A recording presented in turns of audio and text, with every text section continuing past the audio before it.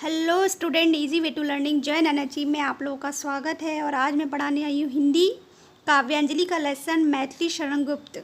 और ये chapter arts commerce science तीनों के सिलेबस में है, तो ये मोस्ट इम्पॉर्टेंट चैप्टर है। आप इस चैप्टर को पढ़ के जाइएगा।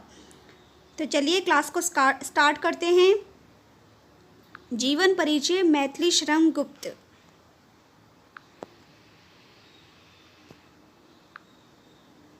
राष्ट्र कवि मैथिली शरण गुप्त का जन्म झांसी जिले के चिरगांव नामक स्थान पर 1886 ईस्वी में हुआ था। इनके पिता सेठ रामचरण गुप्त को हिंदी साहित्य से विशेष प्रेम था और इन पर अपने पिता का पूर्ण प्रभाव था। उसके बाद आचार्य महावीर प्रसाद द्विवेदी जी के संपर्क आने पर उनके आदेश और उपदेश एवं स्नेह में परामर्श से उनके काव्य में पर्याप्त निखार आया। तो जो गुप्त जी थे उनका जन्म 1886 ईस्वी में झांसी जिले के चिरगांव नामक गांव में हुआ था और इनके पिता का पूर्ण प्रभाव था क्योंकि वे हिंदी साहित्य से विशेष प्रेम रखते थे, इसलिए इनके पिता का पूर्ण प्रभाव इन पर भी था। आचार्य महावीर प्रसाद द्विवेदी जी के संपर्क में आने पर और उनके आदेश से और उनके उपदेशों से और उनके प्रेमपूर्ण व्यवहार से इनके काव्य में पर्याप्त यानी कि निखार आया। फिर उसके बाद है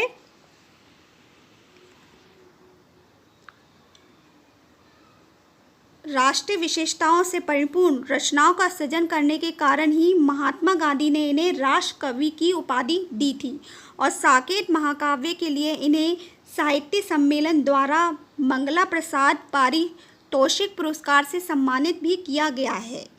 भारत सरकार ने इन्हें पद्म भूषण से सम्मानित किया और 12 दिसंबर 1964 को माँ भारती का ये सच्चा सपूत हमेशा के लिए पंचतंत्र में विलीन हो गया। यानी कि 12 दिसंबर 1964 को इनकी पंचतंत्र में यानी कि इनकी मृत्यु हो गई। उसके बाद है कृतियाँ। कृतियाँ मीन्स होता है रचनाएं। लगभग 40 मौलिक काव्य ग्रंथों में भारत भारती, किसान, शकुंतला, पंचवटी, त्रिप्रथंगा, साके, यशोधरा, द्वापर, नहुष, काबा, करबला आदि रचनाएं उल्लेखनीय हैं। इसके अतिरिक्त गुप्त जी ने अनग, तिलोत्तमा, चंद्रहास जैसे 3 छोटे छोटे पद्यबद्ध रूपक भी लिखे थे। तो इनकी ये कृतियां हैं जो कि मैंने आप लोगों को बता दी है। फिर उसके बाद लिखा जाएगा काव्यगत विशेषताएं। स्टूडेंट, जो मैं आज जीवन परिचय लेकर आई हूँ आप लोगों के लिए, मैंने स्टेप स्टेप करके ही बता रही हूँ आप लोगों को और इस तरह से आप लोगों को एक एक स्टेप लिखने हैं। पहले आप लोगों को जीवन परिचय लिखना है, फिर उनकी कृतियाँ मीन्स रचनाएं लिखनी है, फिर उसके बाद आएंगी काव्यगत विशेषताएं। यानी कि काव्यगत विशेषताएं में 2 विशेषताएं हैं, भाव पक्ष और कला पक्ष। और ये काव्यांजलि का लेसन है, तो इनके पद्यांश यानी कि केकई का जो अनुताप है ये इनका मोस्ट इम्पॉर्टेंट चैप्टर है। तो चलिए देखते हैं। भाव पक्ष में राष्ट्र प्रेम गुप्त जी की कविता का मुख्य स्वर था। यानी कि जो इनकी कविताओं में क्या झलकता था, राष्ट्र प्रेम, राष्ट्र के प्रति इनकी बहुत ही ज़्यादा प्रेम था। तो देशवासियों में स्वदेश प्रेम जागृत करने के लिए इन्होंने ये भी लिखा था कि जो भरा नहीं है भावों से बहती जिसमें रसधार नहीं, वह हृदय नहीं पत्थर है जिसमें स्वदेश का प्यार नहीं। तो इनकी सारी कविताओं में जो भी इनके काव्य हैं उनमें यानी कि राष्ट्र के प्रति प्रेम झलकता था। भारतीय जनता में राष्ट्रीय चेतना के प्रति जागृत करना इनका मुख्य लक्ष्य था। तो इनकी भाव पक्ष में जो पहली जो भावना थी वो राष्ट्र प्रेम से प्रेरित थी। उसके बाद है नारी का महत्व। नारी का महत्व यानी कि गुप्त जी का हृदय नारी के प्रति करुणा और सहानुभूति से परिपूर्ण था, यानी कि भरा हुआ था।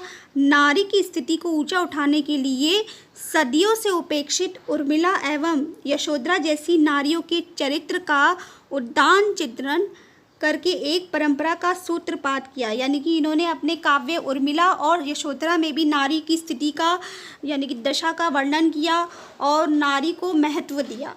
फिर उसके बाद है भारतीय संस्कृति के उन्नायक। गुप्त जी भारतीय संस्कृति के प्रतिनिधि कवि थे और इन्होंने भारत के गौरवशाली अतीत का सुंदर वर्णन किया। यानी कि जो भारत की संस्कृति है उससे प्रेरित होकर इन्होंने अपने काव्य में भारत की गौरवशाली अतीत का सुंदर वर्णन किया है और सुंदर वर्तमान और आने वाले भविष्य की जो विवेचना की है उनके काव्यों में झलकती है। फिर उसके बाद है प्रकृति चित्रण। प्रकृति से भी इनको काफ़ी लगाव था और प्रकृति चित्रण में हृदय को आकर्षित कर लेने वाली क्षमता एवं सरसता इनके काव्यों में दिखाई देती थी। उसके बाद है संवाद रचना। संवाद रचना मतलब होती है जो कि बोली बोली जाती है, तो इनकी जो बोली थी वो स्वाभाविक एवं सजीव वर्णन ही, सजीव शब्दों का ही प्रयोग इन्होंने अपनी काव्यों में किया है। और उसके बाद है रस योजना।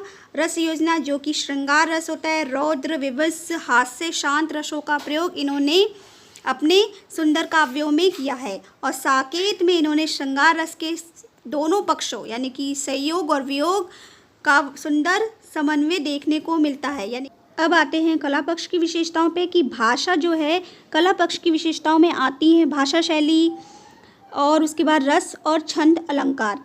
ये भाषा खड़ी बोली को साहित्यिक रूप देने में गुप्त जी का योगदान अत्यधिक है।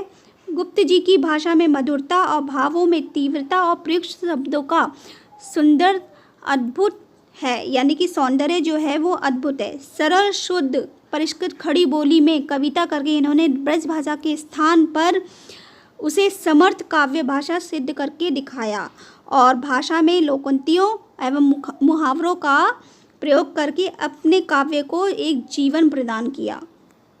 उसके बाद है शैली, यानी कि कौन कौन सी शैलियों का प्रयोग किया। तो शैली गुप्त जी ने अपने समय में प्रचलित लगभग सभी शैलियों का प्रयोग किया और मुक्तक शैली, गीति नाट्य और पत्रावली में पत्र शैली का प्रयोग करके नूतन काव्य प्रणाली का एक नमूना प्रस्तुत किया। इनकी जो शैलियों की विवरण था वो सहज था, प्रभाव में था, सरसता थी और संगीत में वातावरण मौजूद रहा। तो ये शैलियाँ इनकी यूज़ की गई थी जो कि इन्होंने अपने काव्य में यूज़ की। फिर उसके बाद आते हैं छंद और अलंकार पे। इनके जो छंद थे वो थे हरि गीत का। इन्होंने अपने काव्य में मंदाक्रांता, वसंत तिलका, द्रुत विलंबिता, हरि गीतिका और बर्वे आदि छंदों में अपनी रचनाएं प्रस्तुत की। उसके बाद है अलंकार क्षेत्र में इन्होंने उपमा, रूपक, उत्प्रेक्षा, यमक, श्लेष के अतिरिक्त व्यंजना और मानवीकरण जैसे आधुनिक अलंकारों का भी प्रयोग इन्होंने अपने काव्य में किया और इन सारे अलंकारों और छंदों का प्रयोग करके अपने काव्य को एक दृढ़ता प्रदान की। उसके बाद आते हैं साहित्य में स्थान। गुप्त जी का हिंदी साहित्य में किस तरह का स्थान रहा है ये इस लास्ट वाले पैराग्राफ में आपको लिखना है।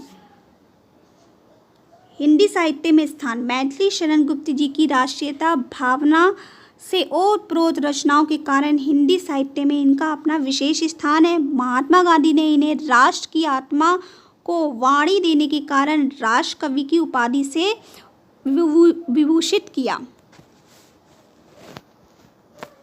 आधुनिक हिंदी काव्य धारा की साथ साथ विकास पथ पर चलते हुए युग प्रतिनिधि कवि स्वीकार किए गए और हिंदी काव्य को श्रृंगार रस के दलदल से निकालकर उसमें राष्ट्रीय भावों की पुनीत गंगा को बहाने का श्रेय गुप्त जी को ही है। अतः ये सच्चे अर्थों में लोगों में राष्ट्रीय भावनाओं को भरकर उसमें जन जागृति लाने वाले सच्चे राष्ट्र कवि हैं और इनके काव्य हिंदी साहित्य की अमूल्य निधि है। यानी कि इनकी जो जितनी भी कविताएं हैं, जितने भी महाकाव्य हैं, वो हिंदी साहित्य की अमूल्य निधियां हैं। सो स्टूडेंट, ये है इनका जीवन परिचय। मैं आप लोगों को स्टेप बाय स्टेप फिर से बता दे रही हूँ कि किस तरह से स्टेप लिखने हैं आप लोगों को।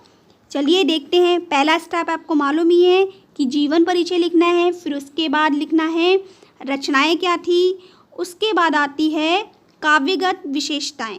काव्यगत विशेषताओं में आएंगी भाव पक्ष।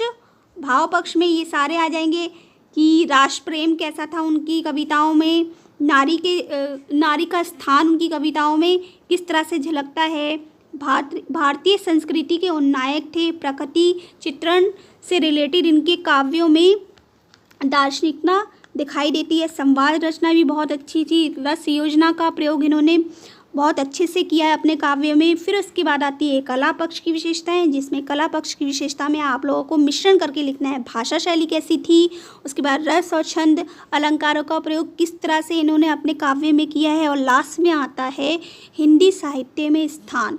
हिंदी साहित्य में इनका स्थान किस तरह से रहा है। तो हिंदी साहित्य में स्थान इनका बहुत ही अच्छी तरह से रहा है कि इनको महात्मा गांधी ने राष्ट्र कवि की उपाधि से विभूषित किया था।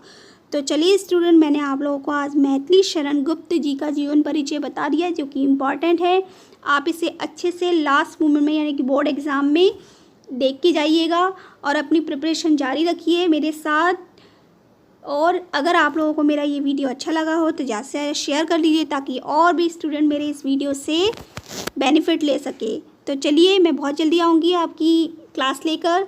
तब तक के लिए आप अपना ख्याल रखिए, खुश रहिए, सुरक्षित रहिए। Thank you.